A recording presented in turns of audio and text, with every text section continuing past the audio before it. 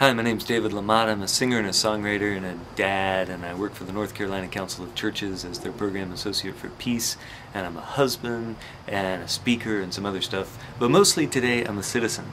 That's why I'm talking to you, because I'm thinking about democracy. Democracy, I always thought, was a system of governance where everybody in the country makes decisions together.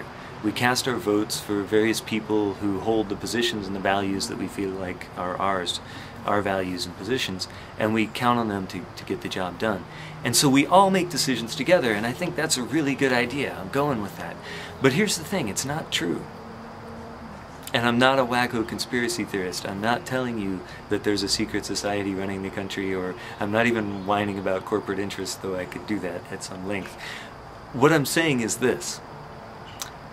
The decisions aren't made by all of us. The decisions are made by a much smaller group, and that's the group of people who actually show up and vote.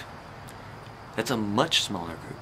The last time we had a midterm election in North Carolina, which was 2006, there were actually 31%, just under 31% of the people who were eligible to vote, voted, according to Pew Research. That's depressing if you believe in democracy, right? But there's an upside. The good news for those of us who really like to vote is that we kind of get 2 extra votes that way, right? If they're not voting, we kind of get their votes. You could make that argument that everybody who votes gets 2 extra votes in North Carolina, right? That means it's a big deal, and you shouldn't blow it off. You know, the old joke is vote early and often, and since voting day is Tuesday, that's the day after tomorrow. No, sorry, just the day after tomorrow. It's voting day eve today. So you've just got 48 hours. If you want to vote early, you got to do it quick. But if you want to vote often, all you have to do is vote. It's not actually entirely a joke. Okay, so if you're not convinced yet, I got 5 more reasons for you. Here you go. Number 1, if you don't vote, you have revoked your own whining license for the next 2 years. Because if you don't vote, you can't whine. That's the rule. Number 2, it feels good. You just kind of get that I did my civic duty good feeling when you vote. So go vote, because it feels good. Number 3, you get a groovy little sticker for free that says I voted, and you can gloat and be smug with all your friends all day. And you know, if the glue holds, you can stretch 2 or 3 days out of that. Number 4, a lot of people died so that you can vote.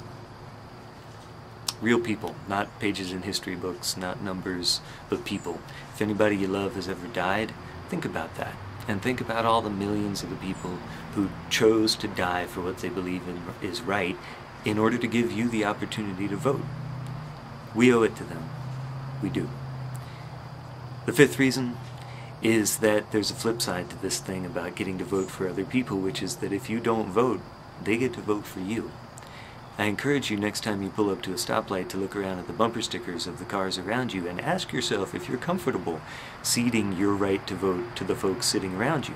Because that's effectively what you're doing if you don't go. People, it matters.